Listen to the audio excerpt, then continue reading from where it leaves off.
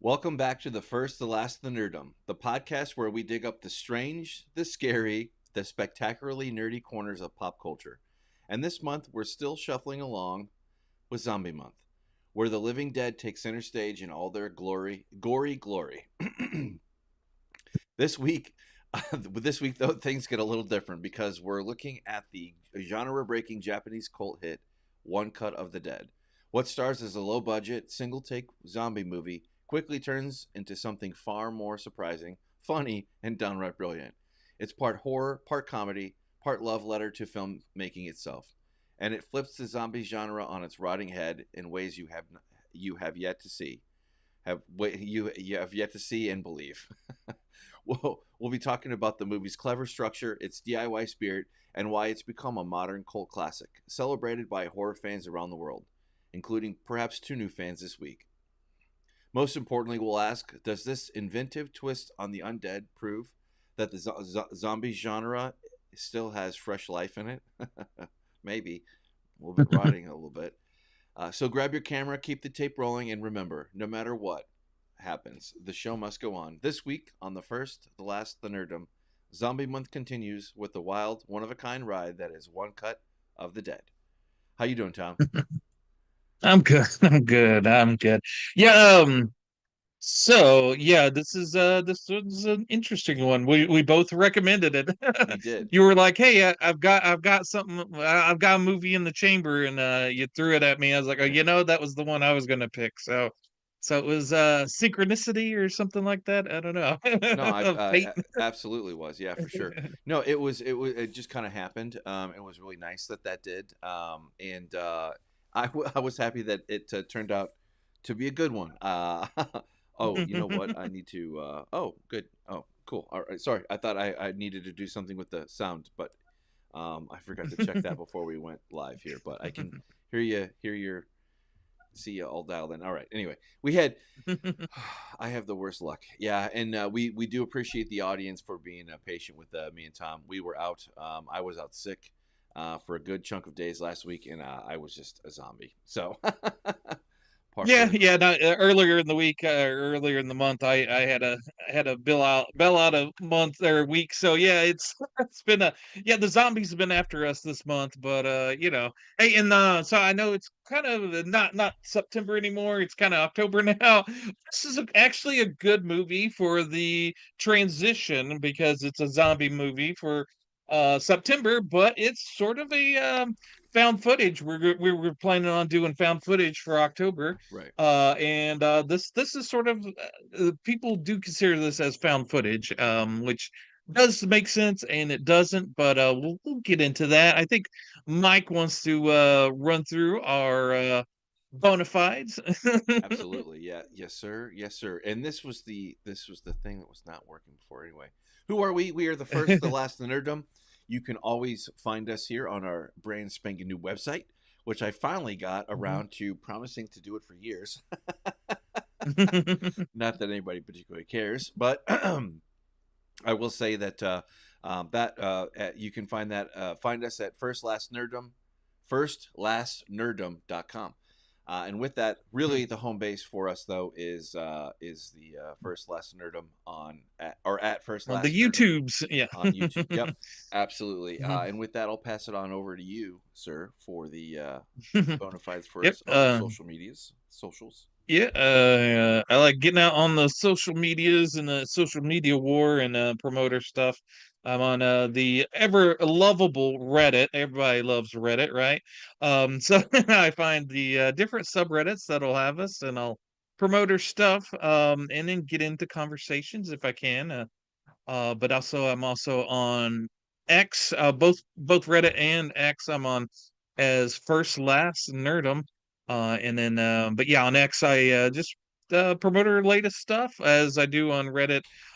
This is sort of like the if you want to know what's coming up or what's really just released, I'll post it on our thing here, and then I'll also post little interesting things. I know I'm the physical media guy, so I'll post when I get some cool little box set or Blu-ray or 4K.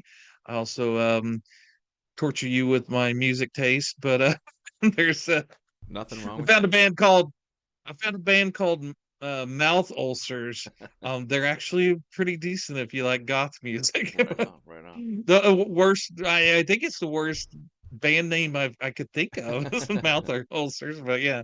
Yeah, that's up there with butt cancer. That's probably not a great band name. Yeah.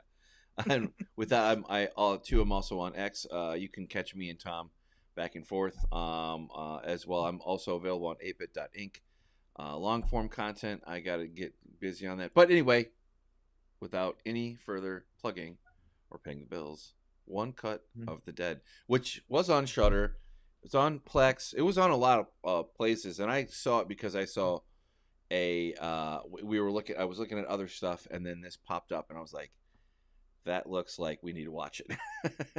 So floated the idea, and you were game for it. So Yeah. wonders will never cease. But yeah, this one, I knew nothing about this. I only saw this through I'm sure ads, or I don't know if you saw things like that, but I saw it kind of pop up here and there, and I was like, okay, I guess the algorithm's trying to get me to watch this. So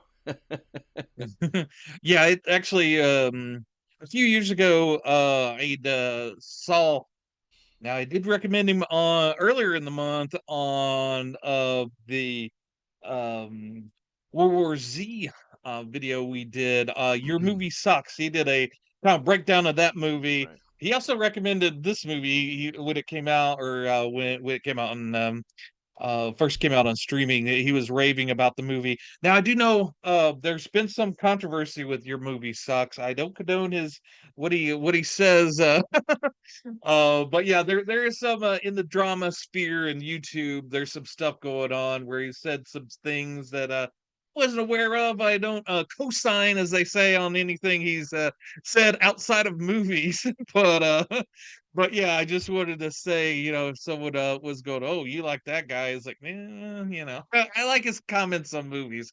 Anyway, right, that's where I heard about this movie. I saw it a few years ago. I really loved it back then. So this was a rewatch. I'd recently picked it up on uh Blu-ray. You see the shiny steelbook. nice, Now, as a collector of physical media people, some people just love collecting steelbooks. I don't care. They're usually they usually cost like $10 more than the just the little plastic ones. I don't care what receptacle my movies come in, unless it's like really cool, like my Black Sheep one that we did last week with the wool covering and stuff, and that one was really cool, that came with the book and stuff. Still books, I mean, they tend to rust even, and they dent.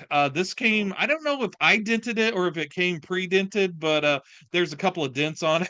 But it's nice and shiny. Now the reason I got the steel book of this is that was the only one that was available, and it was actually pretty cheap. So yeah, the steel books I have are is because it's the only version that I could get, right. and they were decently priced. So I'm not really a big steelbook person. I'm sorry, but yeah, No, I know that's controversial in the physical media sphere, but yeah.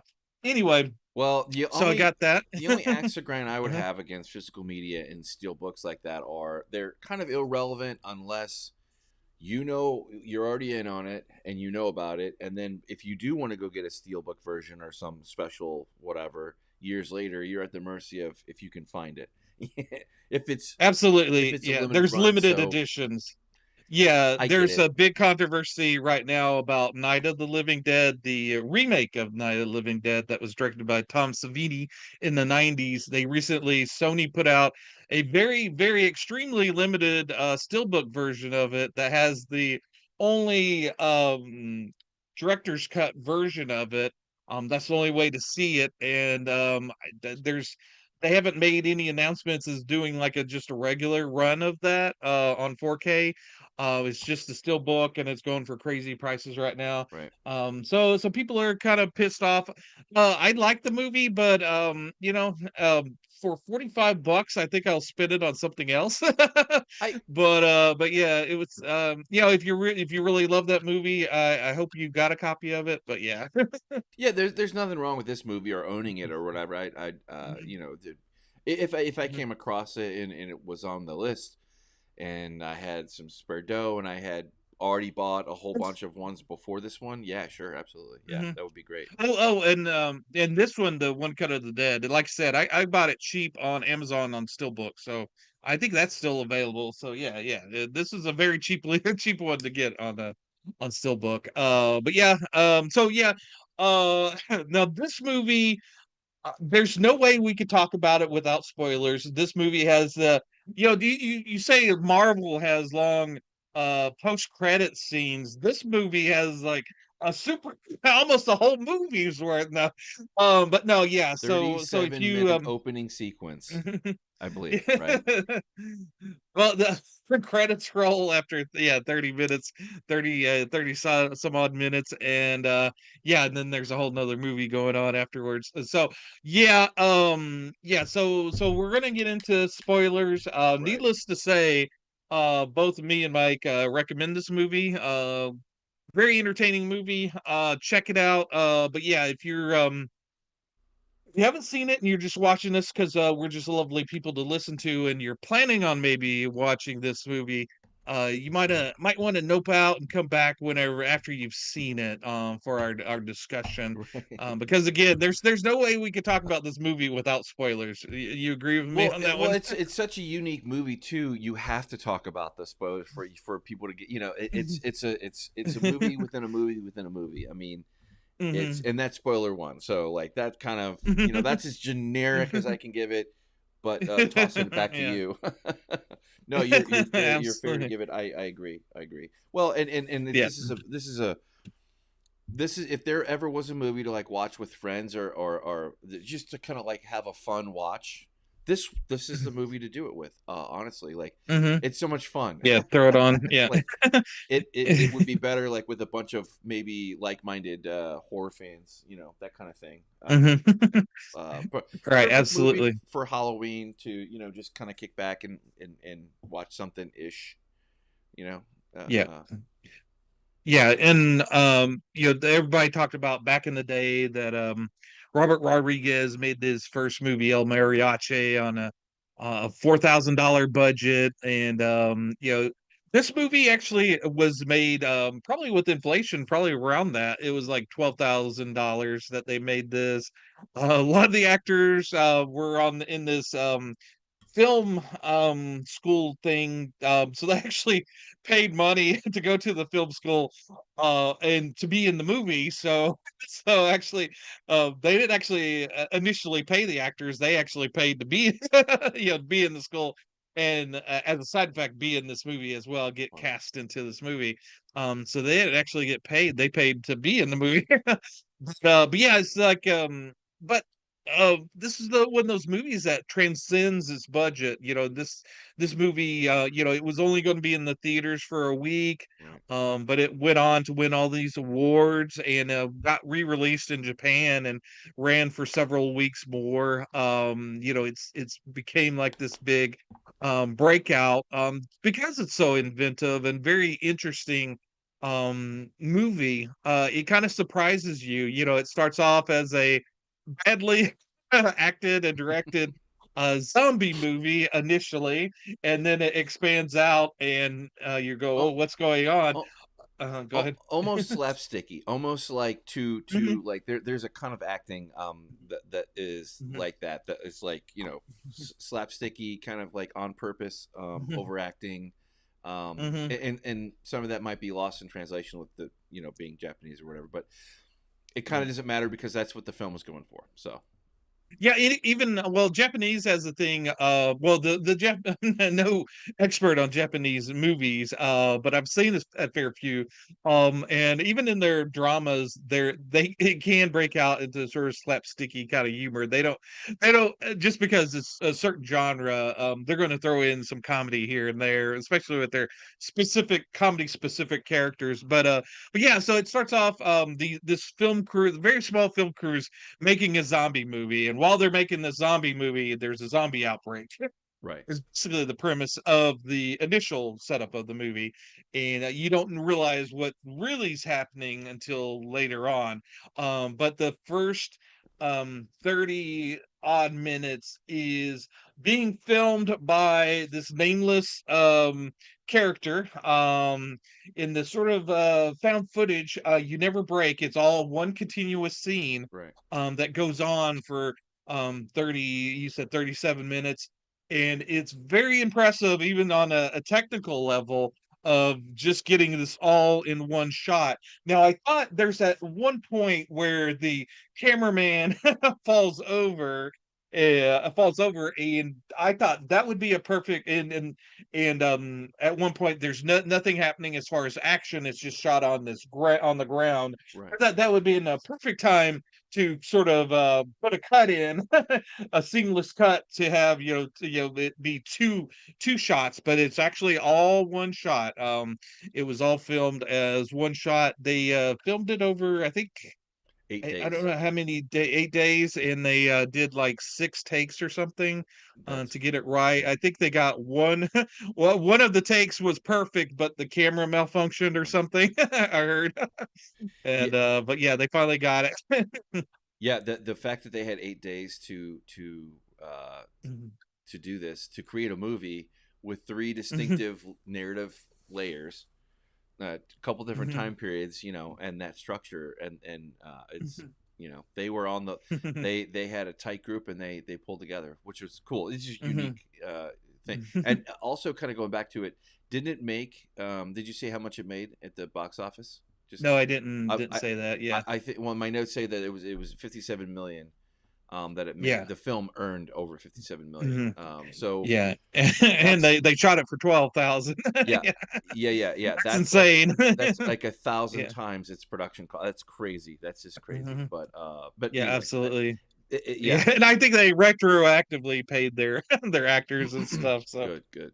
that was awesome. But yeah, so basically, it's this film crew, they're attacked by zombies, and then the initial movie ends, and you get a credit roll, and then you learned out what was actually happening, and there's this director that's known as this guy that maybe he's not the best director in the world, but he gets the job done. Right. He basically, he's an easygoing. He you can manipulate him.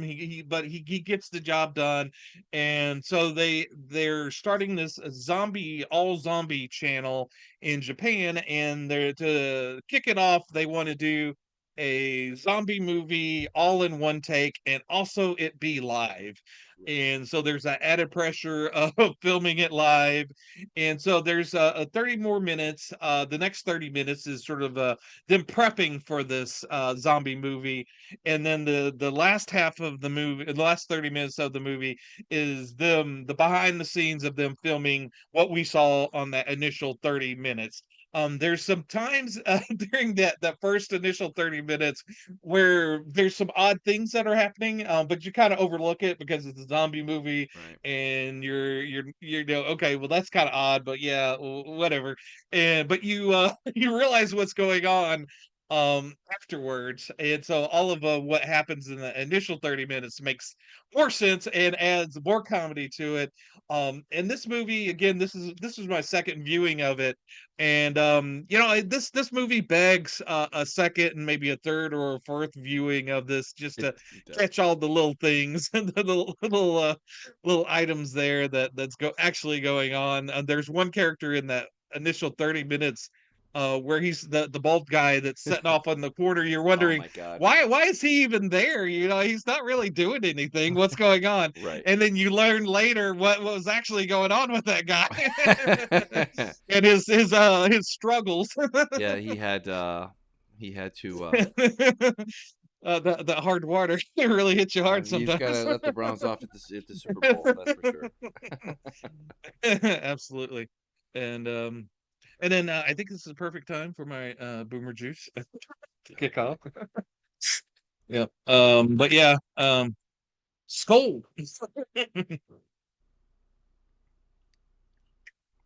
But the guy that plays the director, I don't know, there's something really likable about that guy. His face, I don't know, the way he acts. You know, he was Hugo just very Rashi, yeah. enjoyable. Yeah, yeah, he's a very enjoyable guy to just watch. So, and also his family. You learn about his wife, who's one of the actors, that gets to be in the movie, and I then read his about that, yeah. yeah, his daughter that is wanting to follow in his footsteps as a director, but she has her own issues. But yeah, I really enjoy the family dynamic, and on watching it the second time, I was thinking, this isn't like your typical Hollywood family. This kind of feels like a family with all its imperfections, and they just look like a family. And then where they were living didn't look like the average Hollywood place that you would live in. Kind of cramped, kind of a little, but realistic. This he's not like this big name director, so he's not gonna have he doesn't have millions of dollars, so he's not gonna live in a place that this palatial place. So it just felt real. And then later I learned about the budget and the actors that they had to get for this. It makes sense, but I think it adds to the charm of the movie is that they don't look like your average Hollywood or say Japanese superstars, that would normally be in a movie. These picture perfect people. Right. It's just very enjoyable just seeing regular people in a movie, and it's a thing you don't realize you need until you see it. Oh yeah, absolutely. Yeah, no, it had such a pedestrian quality, like you said, like you don't know any of these. I mean, you would know them anyway, more than likely. Well, unless you're like a horror, Yeah. Tom, you would know probably more than anybody else, Mhm. but you're above average fan. But yeah, Yeah. the way that they came at it, and the just the way that the acting, like you kind of bought into it, like the Mhm. rush, the director not getting it perfect, he didn't want to compromise his view, it had like all the almost down to the archetype, tropes of like the overbearing lead actress or whatever, all these pieces that add up to a film, to a film in a film. I think I screwed it up. I Mhm. said a film in a film in a film, but it's just a film in a film. But it's still funny to also just the goofy, Mhm. absurd situations that you get. Like where they literally mean one cut, don't stop. Mhm. Make up The on the dead, yeah. fly, and we mentioned that one character, and like everybody's multitasking. And the people, Absolutely. yeah, everybody, if you're a literal human on this set at all whatsoever, what kind of crew member you are, Yeah. you got another job. Like, which is kind of Absolutely. cool how to kind of see how they did Yeah. that. It was interesting. But Mhm. Yeah, and anything that you do live, obviously, things will go wrong. Things will go, especially if you're dealing with a cast and crew of any size. There's going to be some human drama. You do have the egos. You have the pop singer who didn't really have an ego, but there's like the main male lead in this movie. He has had a bit of an ego, and he was trying to steer the movie a certain way and say, oh, I don't know if my character would do this. I don't know if this makes sense in the scene. Causing all sorts of struggles for the director, and he's one of those directors that wants everybody to be happy. So he's trying to negotiate between these personalities, and he's having a bit of a trouble.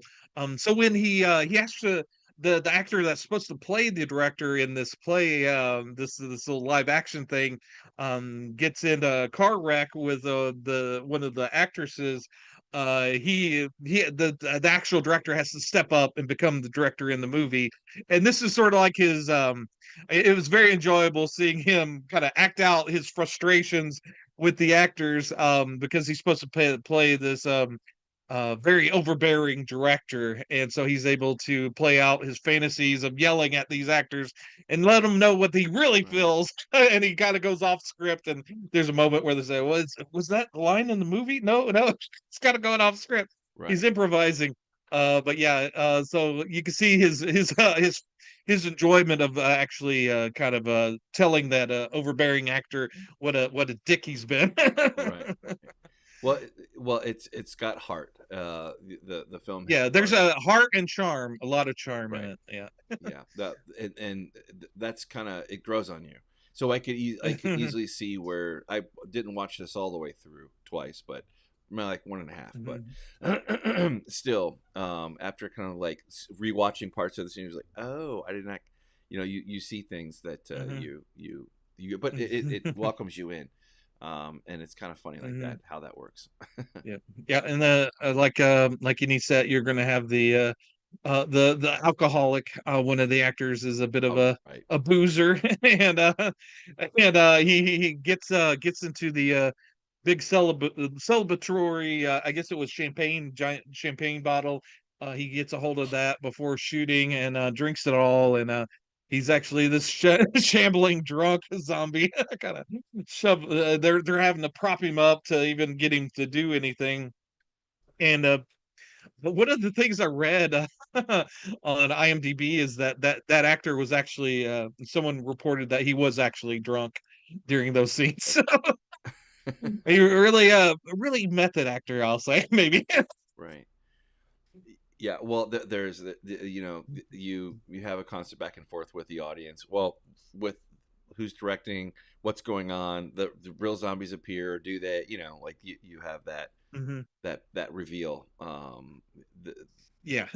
and Ueda's his the way that he directed this, the real director of the film, Mhm. like he's really good.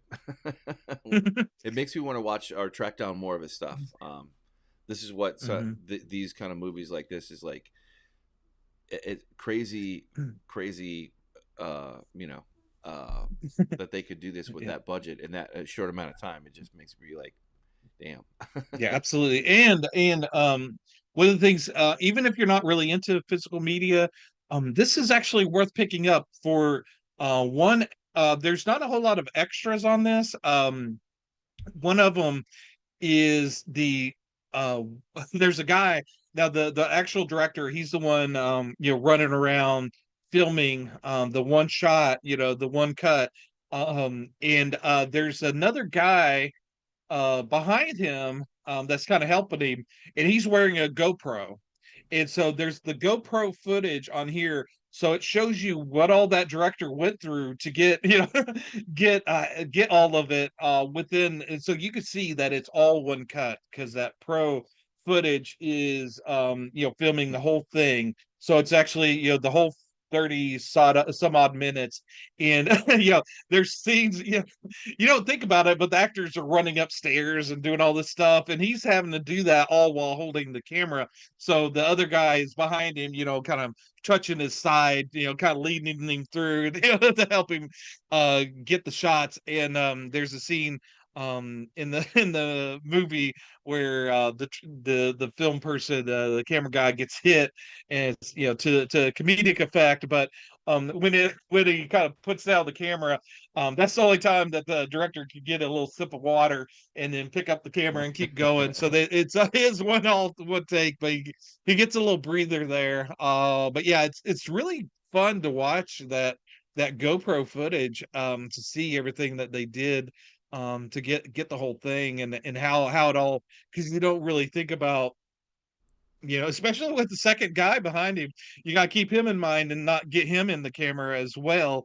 So it's very interesting to see what all they had to do to make Right. sure that everything got filmed and there wasn't any mistakes, but also see what was going on with the actors as well. It's like I said, it's well worth kind of checking out if this is a movie that you enjoy and we're kind of wanting a little bit more behind the scenes stuff.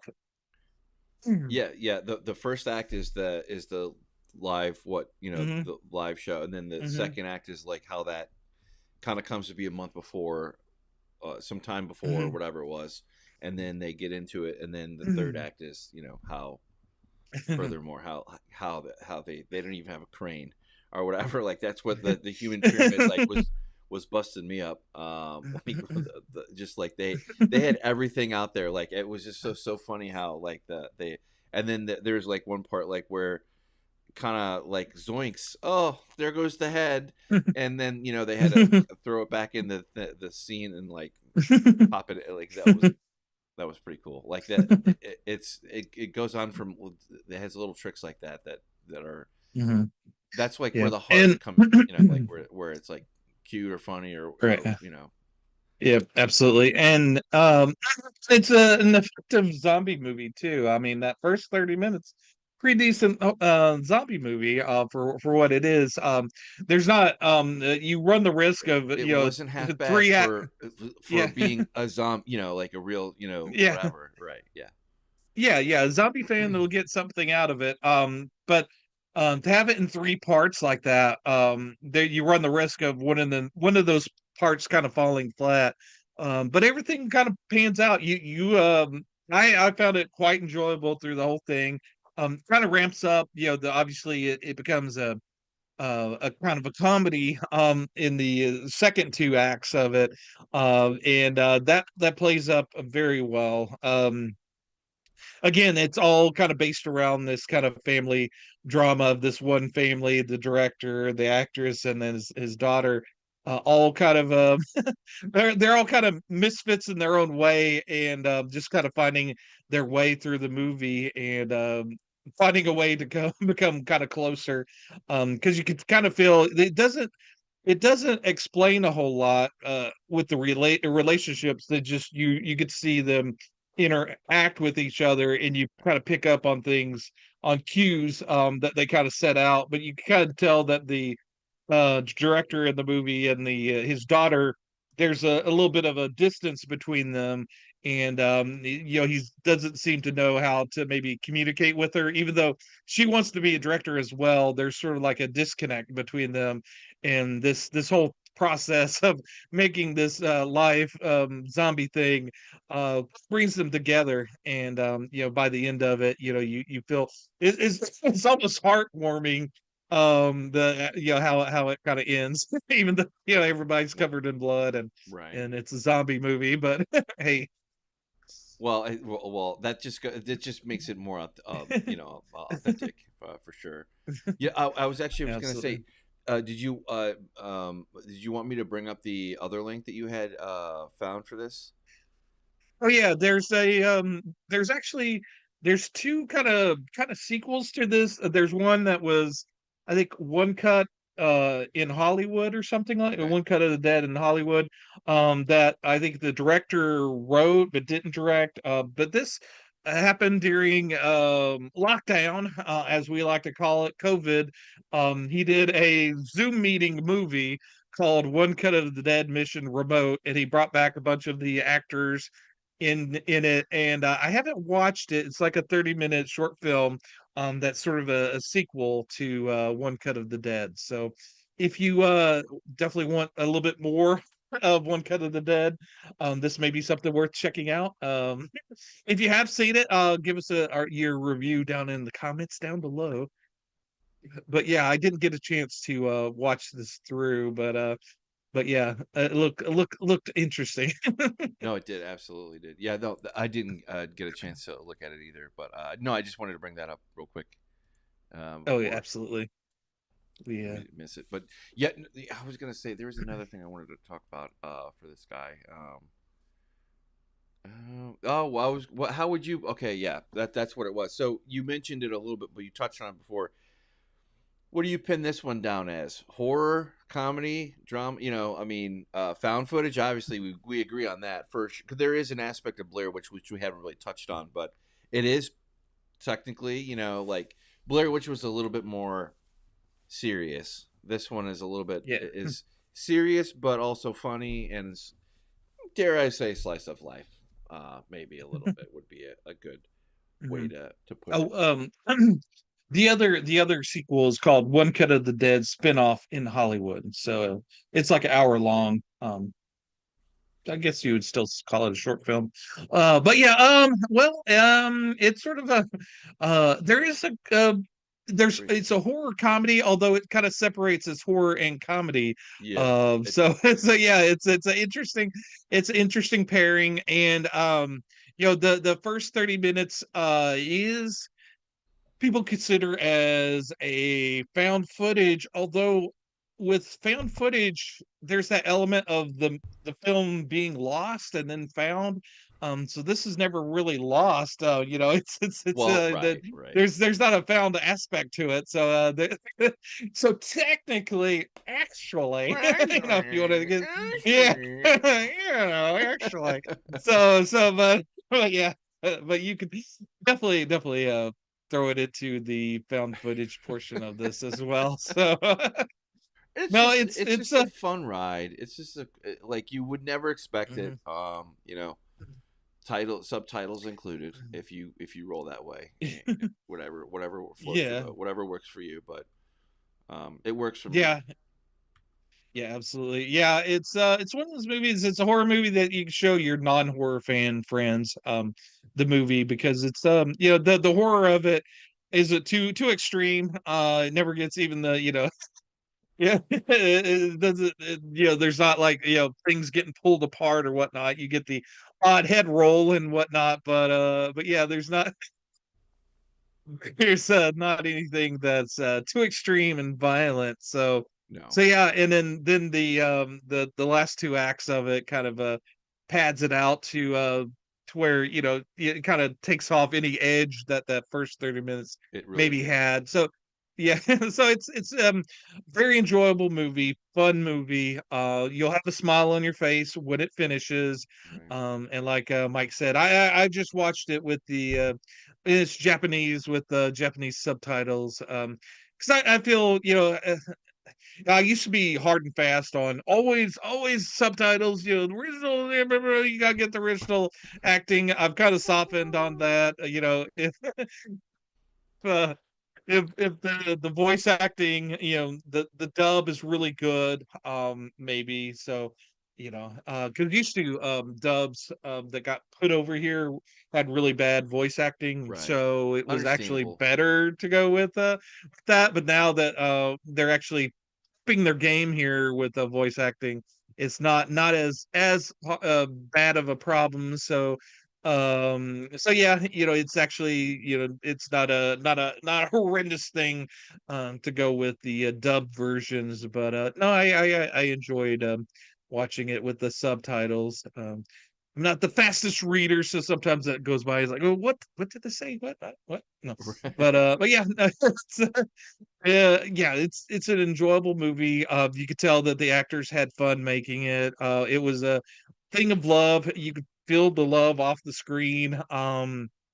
This one of that's the thing with horror movies, especially with low budget horror movies. Right. It's all usually done with so much love. A lot of other movies may be done kind of cynically.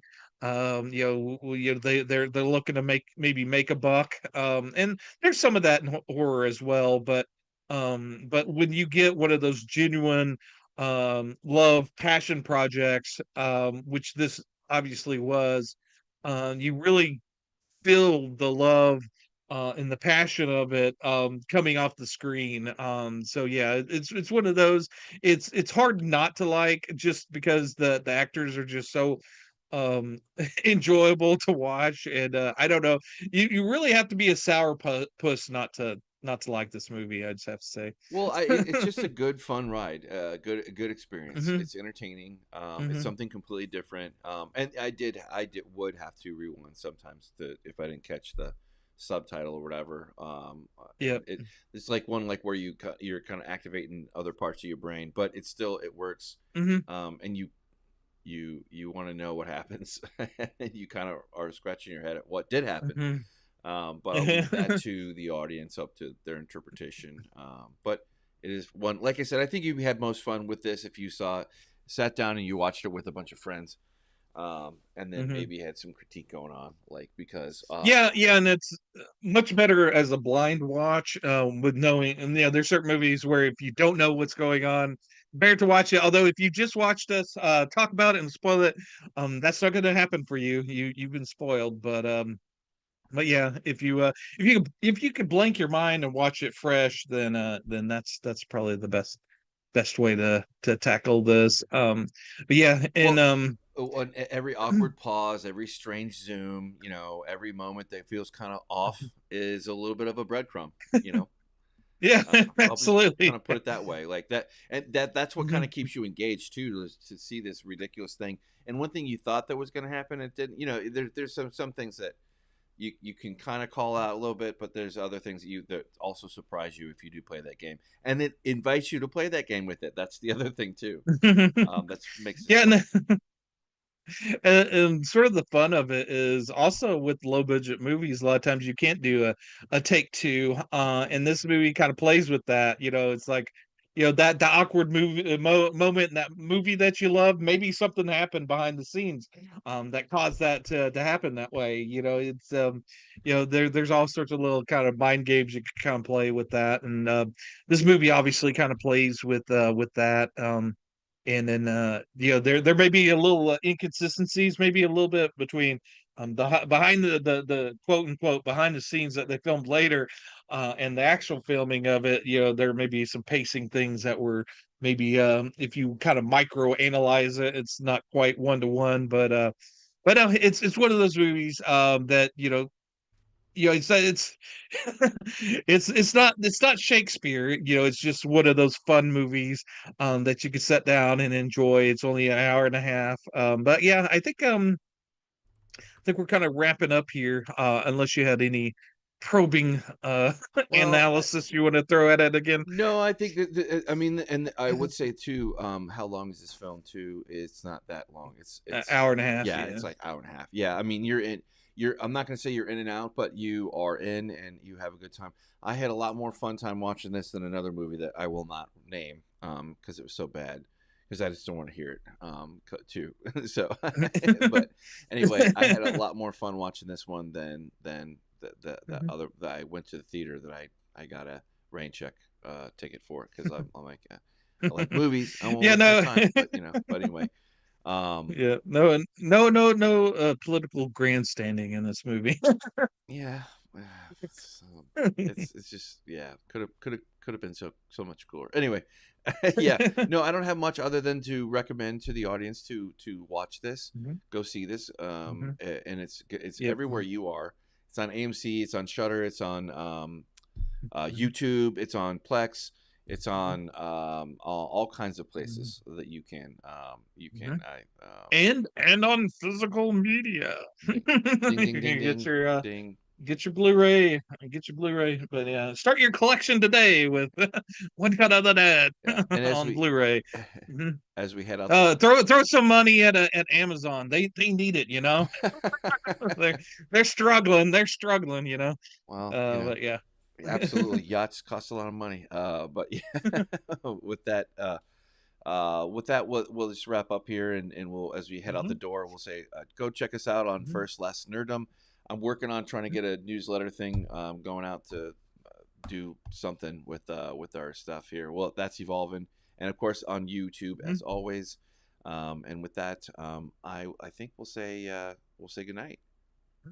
Yep, and like I hinted at earlier, this month, found footage month, and we may have a special guest next week. So Awesome, awesome, awesome. we'll leave you with that and say goodnight and watch out for zombies. Mhm.